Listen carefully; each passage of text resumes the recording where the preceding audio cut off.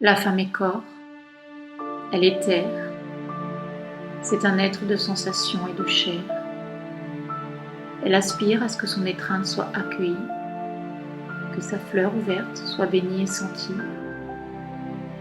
Elle a cette capacité inégalée à aimer, à vouloir être proche de l'autre et à ses côtés. Elle a une nudité qui émerveille, qui peut irradier comme les étoiles et le soleil. Pourtant, elle en a traversé des misères, des rejets, des trahisons et des refus de sa terre. Elle a versé des larmes sur toute cette violence. Elle s'est perdue souvent loin de sa propre danse. Elle a hurlé comme une louve face au refus de sa nature. Elle a construit autour de son cœur des tas d'amour. Elle s'est cachée et oubliée, puis a refait surface parfois. Elle a englouti sa puissance pour ne pas mourir maintes fois. Elle a souffert de son absence à lui.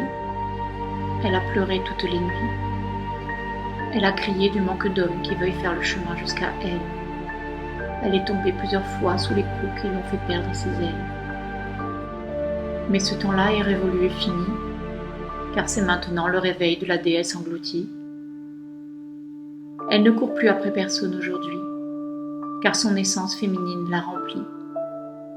Elle le laisse, lui, libre de rester l'homme du ciel, lui si beau, ce compagnon du soleil. Elle n'est plus la fille qui l'attend, ou la mère qui le protège, l'enferme ou le contraint. Elle est la femme qui plonge dans sa nature et dans son divin. Elle devient la femme qui allume le foyer de son temple à elle, sans lui, et pour elle. Elle est celle qui danse sous la lune, pour les étoiles si belles. Son vide devient plein, et son feu se met à briller, et se voit de très loin. Et ce feu qui brille en elle, lui donne envie, lui, de venir. Il est là, avec elle, pour la soutenir. Mais il a aussi le droit de partir. Pourtant, il veut enfin de cette terre qui lui est offerte. Il ose plonger dans le monde de la sensation qui est celui de l'être.